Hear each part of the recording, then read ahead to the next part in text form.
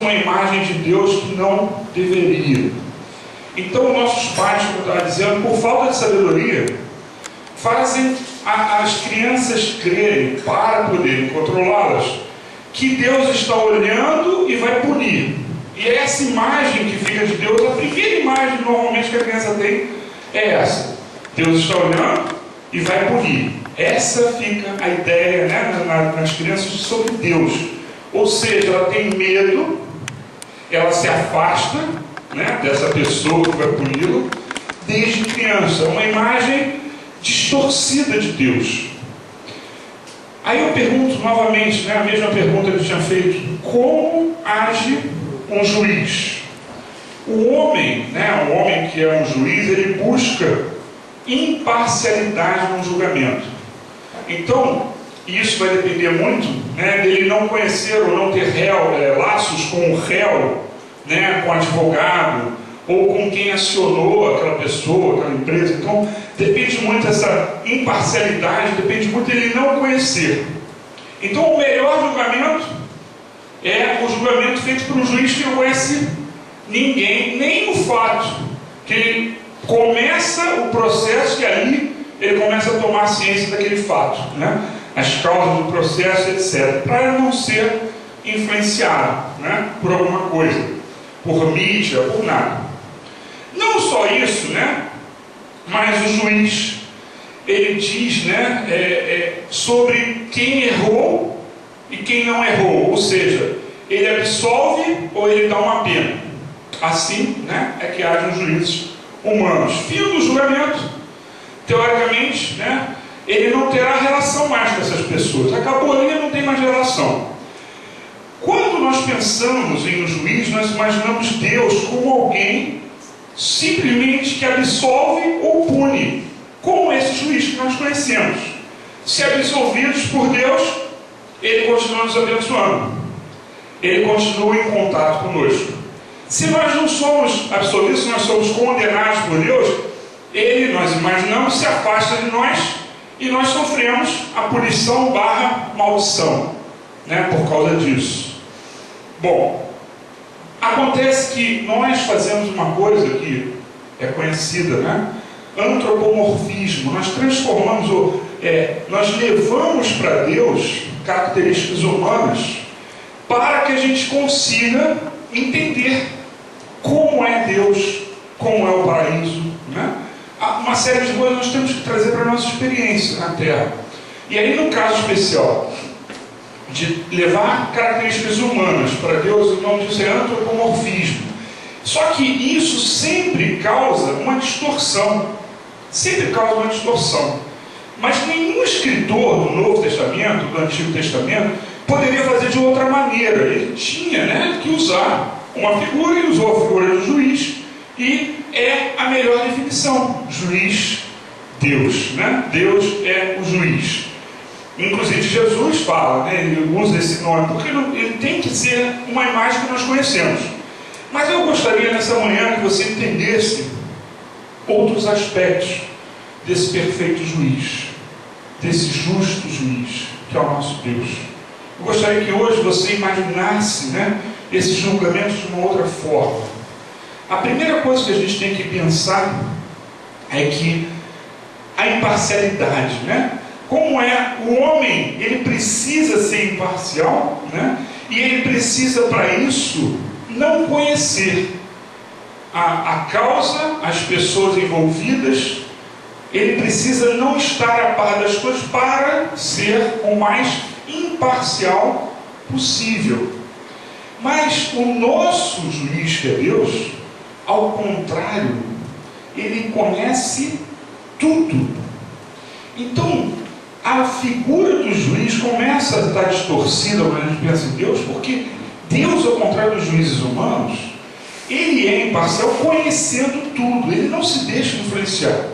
Ele é um juiz imparcial conhecendo tudo. Ele conhece o réu, conhece a situação, conhece todos os envolvidos, conhece o advogado, ele conhece todos. Ele conhece a nossa vida. Então, esse juiz é um juiz perfeito, até porque ele conhece tudo. É a visão contrária do ser humano, né? Então o homem procura não saber de nada para ser imparcial. O nosso Deus, ele sabe de tudo, por isso ele é justo, né? Então o juiz humano, ele não pode, como eu falei, não pode conhecer nada, né? Mas ele tem que julgar segundo as leis humanas, né? E o nosso não. Deus conhece tudo, todos os aspectos, todos os participantes, todos os prejudicados, todos os atenuantes, todos os agravantes, né? De tudo que está acontecendo. E mais do que isso, ele conhece o que havia no coração e na mente de todas as pessoas que participaram de todos os fatos. Ele conhece a nossa mente, o nosso coração a todo o momento. Então esteja você sendo prejudicado ou prejudicando alguém, esteja você fazendo o que você estiver fazendo, o nosso Deus sabe de tudo, a intenção do seu coração.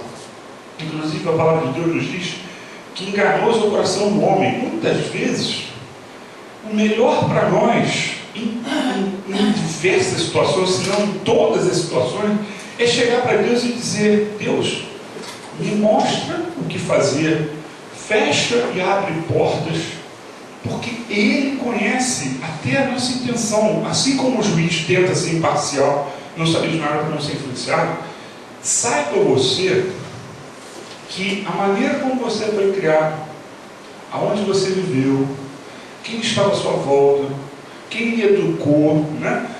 Tudo isso influencia até hoje a sua vida. As experiências que você passou influenciam a sua vida até o dia de hoje. E nós precisamos entender isso para podermos pedir a Ele que agora nos direcione a fazer as coisas certas, porque Ele consegue, Ele tem o controle de tudo. E mais, a lei dele não é como a lei dos homens. A lei dos homens, vocês sabem, né? Eu não vou citar especificamente, mas hoje procura-se passar coisas no Congresso Nacional do Brasil, né? Coisas que são, a nosso ver, ao ver dos cristãos, absurdos, né? E vai virar lei. Ainda assim, vai virar uma lei. Mas a lei de Deus não é assim. A lei de Deus é perfeita. Perfeita. Então, esse juiz, ele tem o conhecimento e ele consegue julgar da maneira certa. E aí nós temos que tirar essa imagem do juiz que vai nos punir, que foi posto muitas vezes, né? A maioria das nossas vidas por nossos pais, para nos controlar, porque esse juiz, ele não só é bom, mas a lei dele é mais justa do que a dos homens. Ele é mais perfeito no seu julgamento. E ele é amoroso. E ele vai ter um relacionamento depois. Mas eu queria que você abrisse em Hebreus capítulo 4. Abra, por favor, comigo. Hebreus capítulo 4. É um texto conhecido, né? Hebreus 4,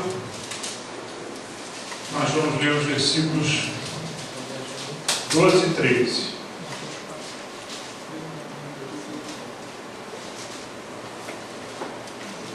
Hebreus capítulo 4, versículos 12 e 13.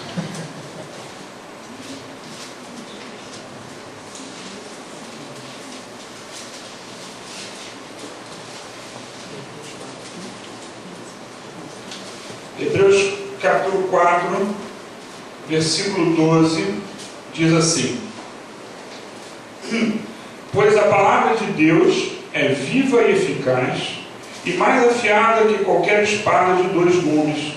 Ela penetra até o ponto de dividir alma e espírito, juntas e medulas, e julga os pensamentos e intenções do coração.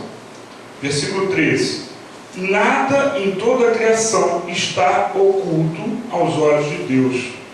Tudo está descoberto e exposto diante dos olhos daquele a quem havemos de prestar contas. Amém. Agora pega lá no Antigo Testamento, Pega em Eclesiastes.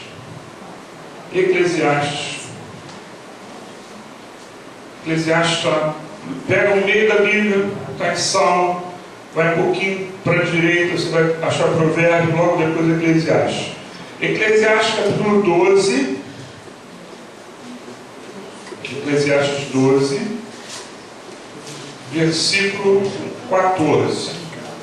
Eclesiastes capítulo 12, versículo 14.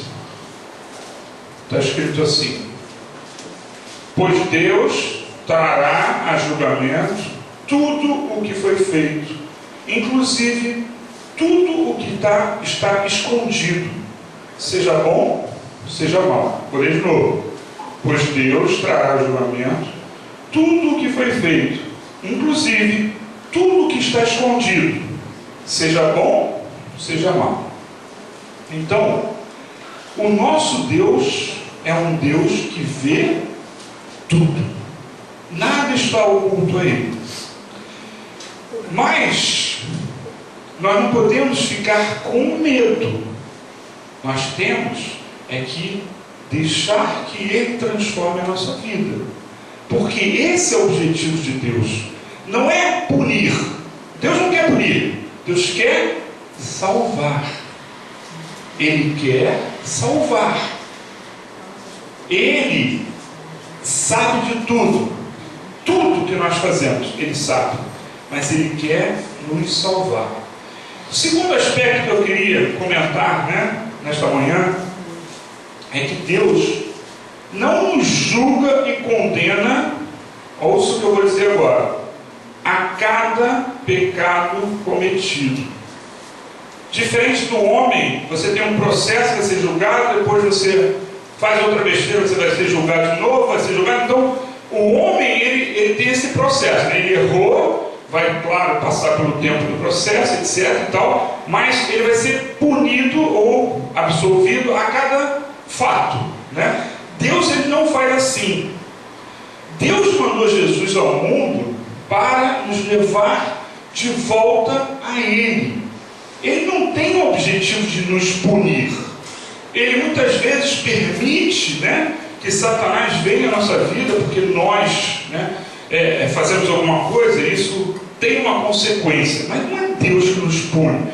Eu queria que você abrisse em João, capítulo 14, Evangelho de João, capítulo 14, nós vamos ver os versículos 46. Opa, tem alguma coisa errada. Eu copiei alguma coisa errada. Deixa eu ver se pode ser o 15. Não, também não tem. E nem o 13. Meu 4. Deixa eu ver uma coisa aqui. Deixa eu ver se a primeira João também não deve ser. Não é 4, não. É o 8, pastor. Peraí, deixa eu ver. Não, 8. 4. 4 tem 46. Deixa eu ver aqui. 4, 46. Não. É o 8, pastor. Não vai ser 8, está muito diferente. Deixa eu ver uma coisa aqui. Perdoe. Talvez eu não possa mostrar o versículo para você. Não é o 13, que eu podia ter me enganado, não é o 15. Tentar 1 João, deixa eu ver se 1 João tem tantos versículos. Não, também não é isso. Então eu vou ter que falar para você sem os versículos, tá? Jesus não quer que nós permaneçamos nas trevas. Ele não quer que a gente permaneça nas trevas. Então, como eu disse, Deus, Ele não julga a cada pecado cometido. Ele não tem esse objetivo. Ele não tem o objetivo. É o 12:46. 12? Isso.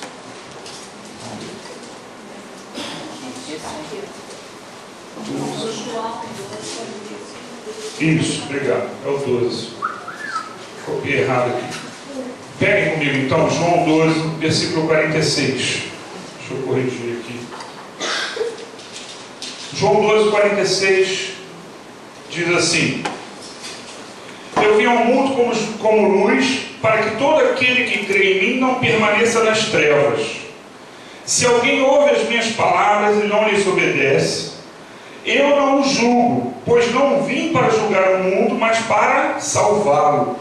Há um juiz para quem me rejeita e não aceita as minhas palavras. A própria palavra que proferi o condenará no último dia. Então, com esses versículos aí é o seguinte: não é o objetivo de Deus nos julgar e nos condenar.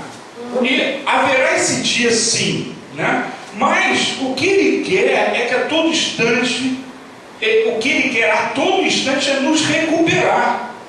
Ele quer a todo instante nos recuperar.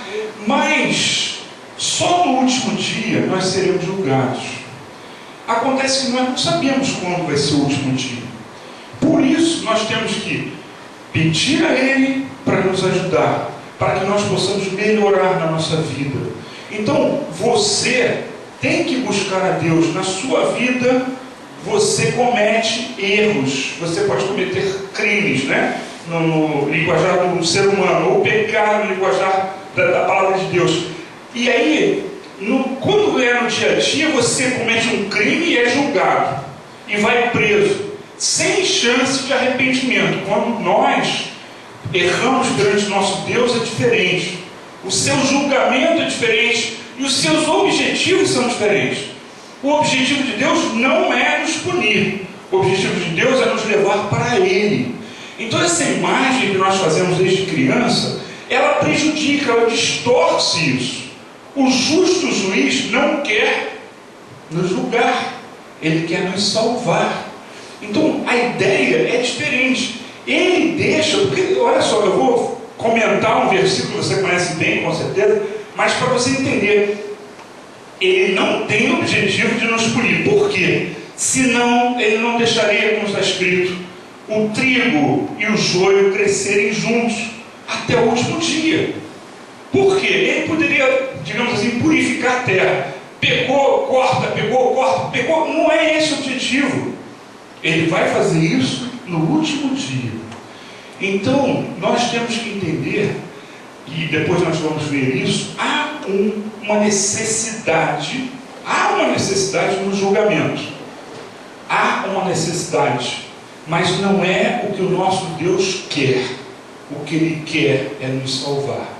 O que Ele quer é nos levar de volta. O que Ele quer é que a gente se arrependa do que a gente está fazendo e volte para Ele a cada instante. Não se sinta, né? Porque poderia acontecer com você de eu errei e aí você não consegue mais se recuperar. Porque eu errei e tem que ser punido. Não é assim que o nosso Deus pensa. O que Ele quer é, você errou, se arrepende. Você vai ter uma outra chance. Até o último dia, você vai ter uma outra chance. E nós lemos que, em Apocalipse, que ele espera, o que ele está esperando? A igreja se completar. E diz lá que Deus é paciente. Ele pacientemente está esperando por isso. Ele já podia ter acabado com tudo. O mundo está perverso. Mas Ele pacientemente está esperando que joios se transformem em trigo, gente. Então não é a nossa vida que conhecemos, que já nos entregamos a Deus, não é com a nossa vida que Ele vai agir diferente. A única coisa que você tem que pensar e perceber é que no estalar de Deus vai acontecer esse julgamento. Então a todo momento você tem que buscar se arrepender e buscar a Deus de volta. Se arrepende e busca a Deus de volta. E não pensa na punição.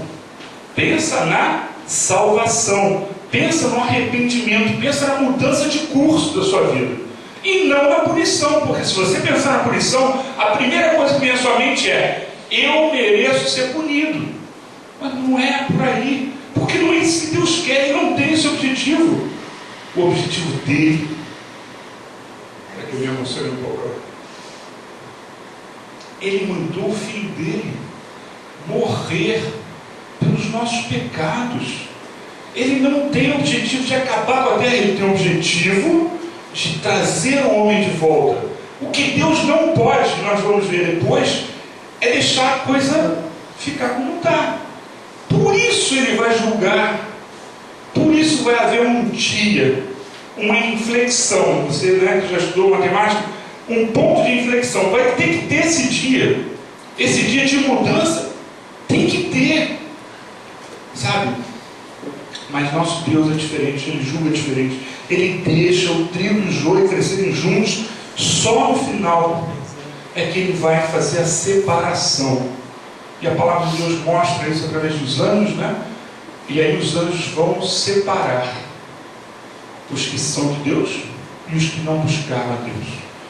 E você, eu espero que você não se condene por antecipação, porque não é isso que Deus quer. Deus não tem vantagem nenhuma na sua punição, nenhuma, e nem você. Então, por que se autopunir? Por que se afastar de Deus? Porque eu não mereço e vou ter que agora pagar o pato por isso. Não! Você se arrepende, porque o que Ele quer é isso. O terceiro aspecto que eu queria, mostrar na diferença, é que o juiz ele não tem contato, intimidade com o réu. Agora eu estou falando só do réu. Deus, ao contrário, Ele quer ter contato com o réu. Vocês conseguem entender que a nossa visão fica distorcida? Você, quando você peca, você pensa assim, Deus não quer mais falar comigo, Ele vai se afastar de mim. Deus quer nos alcançar, ao contrário.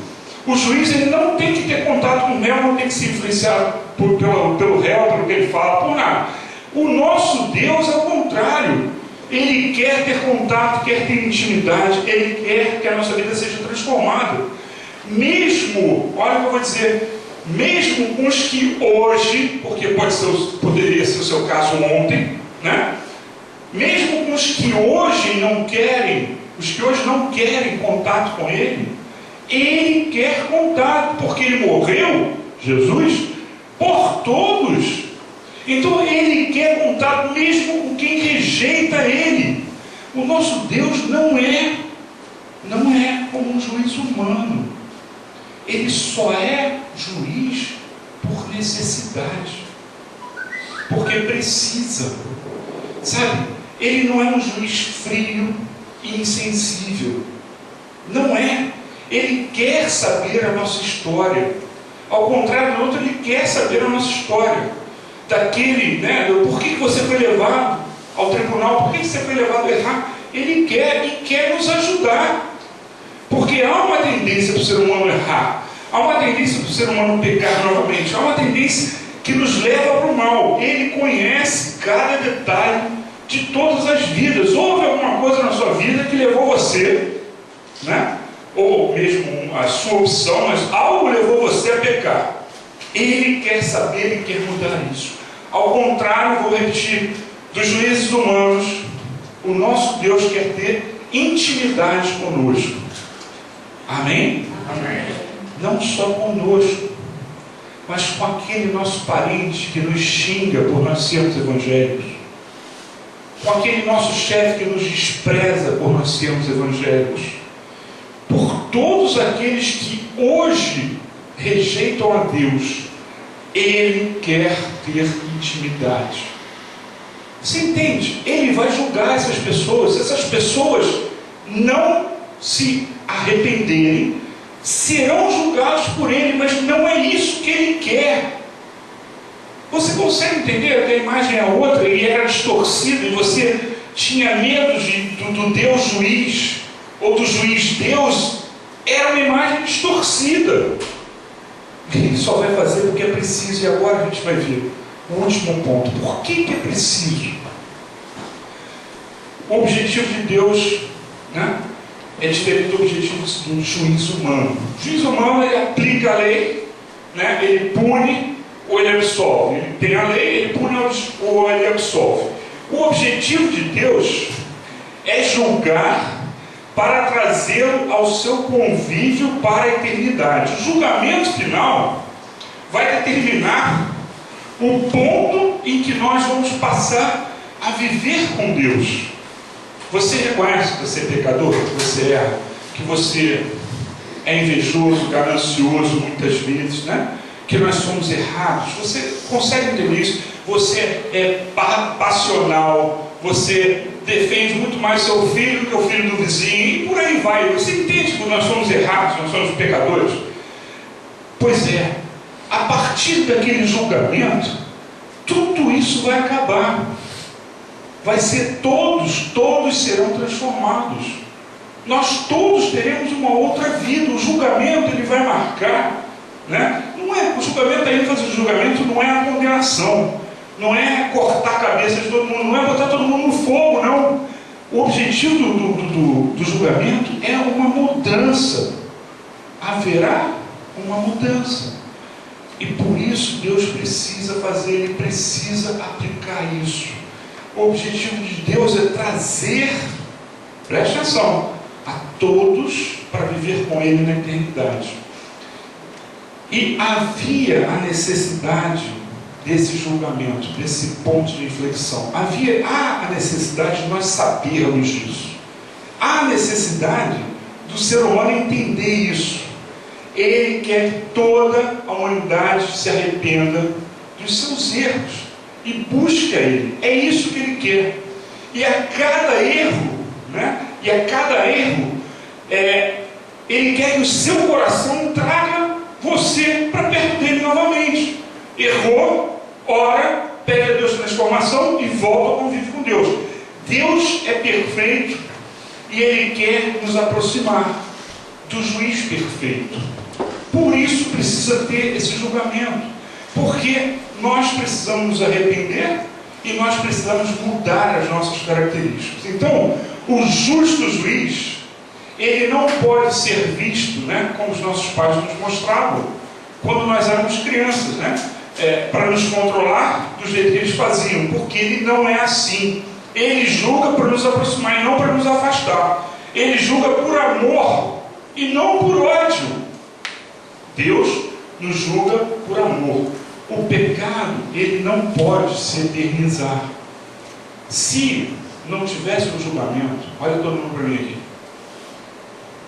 Se não houvesse um julgamento, nós não poderíamos estar com Deus. Se não houvesse essa data que ninguém sabe qual é, nós não poderíamos estar com Deus a eternidade.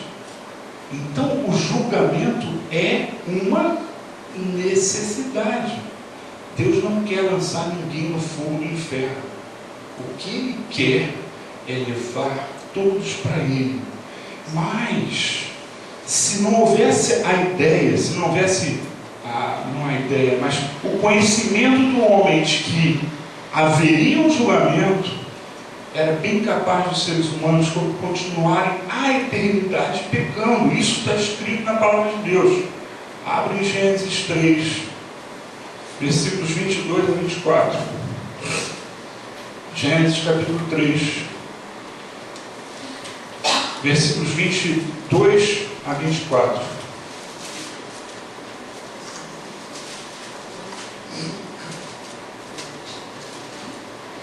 Gênesis capítulo 3, versículo 22. Acharam? Gênesis 3, 22 diz assim: Então disse o Senhor Deus: Agora o homem se tornou como um de nós, conhecendo o bem e o mal. Não se deve, pois, permitir que ele tome também do fruto da árvore da vida e o coma, e viva para sempre. Então, traduzindo, não devemos permitir que ele viva para sempre. Por isso, o Senhor Deus o mandou embora do jardim do Éden para cultivar o solo do qual fora tirado.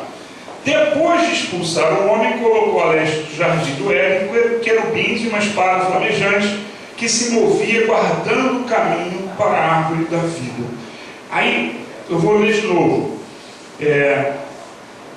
Não se deve, pois, permitir que ele tome também do fruto da árvore da vida e coma e viva para sempre. Por que Deus não podia permitir isso? Por que Adão teve que morrer? Por que não só nós temos que morrer, mas por que nós temos que ser julgados um dia? E aprovados. Eu espero que todos nós sejamos aprovados, né? Mas por que tem que ter isso?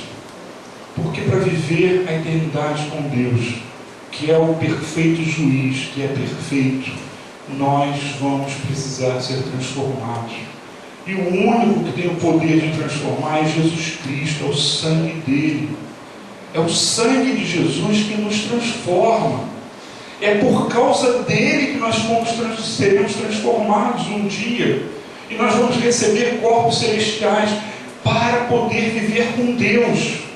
Senão, gente, ou ele exterminaria todo mundo, que era uma opção. Adão pecou, o pecado de se eternizar na terra, ele destruía tudo e fazia uma nova tentativa. Ou ele fazia isso, ou ele fazia o que ele fez. Permite ao homem um arrependimento, e por causa do sangue do seu Filho, permite a nós uma transformação em vida e pós-morte, porque aí nós viveremos com Deus. Então o julgamento nunca foi uma opção, né? Porque Deus queria nos exterminar. Não. A opção é porque Deus nos ama, senão Ele não mandava o seu Filho. Então, sabe, nós nunca poderíamos viver com Deus se não houvesse o julgamento, se não houvesse a morte. Então, entenda, o Criador planejou para que houvesse um julgamento, para que nós pudéssemos viver com Ele, porque Ele nos quer junto dele. Todo esse esforço, todo esse plano, a igreja, o Espírito Santo na terra, tudo é porque Ele nos quer junto com Ele. Tudo é porque Ele está fazendo um esforço para que nós possamos nos arrepender, para que nós cheguemos a Ele. Então, haverá a punição do afastamento dele, afastamento eterno, porque Deus é perfeito, não pode estar junto com um homem perfeito. E o julgamento é para isso, para que os seus possam estar eternamente com Ele. Amém? Amém. E a ceia serve, e nós vamos emendar, a ceia serve como uma cerimônia, né? Um mandamento instituído por Deus, para que nós possamos pensar sobre isso, para que a gente possa, todas as vezes que a gente tomar a ceia, a gente antes, Paulo fala, analise-se, peça perdão, esteja digno. Eu estou, claro, substituindo as palavras, né? E resumindo, mas é isso. Nós precisamos estar sempre nos analisando, sempre nos arrependendo e sempre nos voltando para Deus. E é isso que nós vamos fazer agora. Mas agora eu vou pedir para você pensar. Nosso Deus é um juiz maravilhoso. É um juiz que não quer nos punir, Ele quer nos levar para Ele. Talvez você esteja cometendo pecado, talvez não seja um pecado que você cometeu de uma hora para outra, mas sim algo que já está há algum tempo na sua vida, algo que já está fazendo parte da sua vida. E aí eu vou dizer para você, ainda assim você tem a chance de mudar. Hoje você tem novamente a chance de começar de novo, zerado com o nosso Deus, desde que você entenda e peça perdão pelos seus pecados. Entenda quem é o nosso justo juiz, o que Ele quer. Ele te quer de volta. Ele nos quer de volta. Esse é o objetivo. Eu queria que vocês fechassem os seus olhos. Pode interromper, filho.